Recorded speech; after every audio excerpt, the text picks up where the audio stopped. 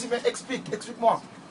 Et je lui dis, pour moi, le bonheur, c'est d'être avec les gens qu'on aime, avec ceux qui nous sont les plus proches, notre père, notre mère, les frères, les sœurs, les cousins, cousines, nos amis, tous ceux qui sont proches.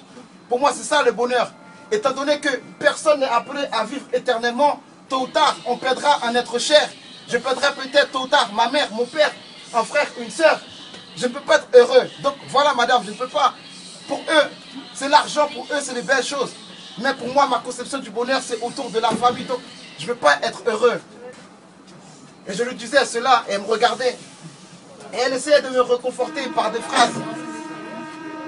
Et voilà. Mon point est ceci, mesdames et messieurs. Le bonheur, si cela dépend des biens matériels, nous ne serons jamais heureux. Parce qu'il y a un homme dans la Bible qui a écrit que tout est vanité. Vanité des vanités, tout est vanité. Rien dans ce monde est appelé à demeurer éternellement. Même nos amis, même nos proches.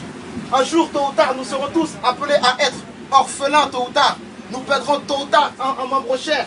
Donc, le bonheur ne peut pas dépendre de ces choses. Le bonheur, mesdames et messieurs, dépend de celui qui nous a créés. Le bonheur dépend de Dieu, mesdames et messieurs. De la même manière qu'un poisson se sent à l'aise dans la mer, on le retire de la mer, on le met à l'extérieur. Il mourra, il ne restera pas en vie longtemps, il mourra. De la même manière, mesdames et messieurs, c'est Dieu qui nous a créés. Donc, notre bonheur ne dépend pas des choses ici-bas. Notre bonheur dépend de celui qui nous a créés. Notre bonheur dépend de là où nous sortons de notre source, mesdames et messieurs. Notre bonheur dépend de Dieu. Vous savez, c'est vrai que les choses qu'on a peuvent nous conforter, peut donner un certain confort. Mais le confort n'est pas appelé à demeurer. Je le redis, notre bonheur dépend de celui qui nous a créés. C'est Dieu qui fait notre bonheur. Amen. Et il y a une phrase très célèbre qui dit que dans le cœur de l'homme, il y a un vide. Et ce vide a la forme d'un Dieu. Dans le cœur de l'homme, mesdames et messieurs, il y a un gouffre, il y a un vide. Et ce vide, c'est Dieu qui peut le combler.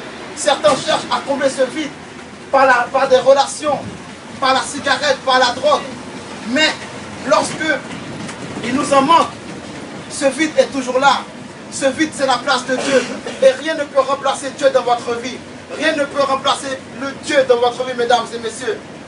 Sachez une chose, c'est que peu importe, la Bible dit que la fin d'une chose vaut mieux que son commencement.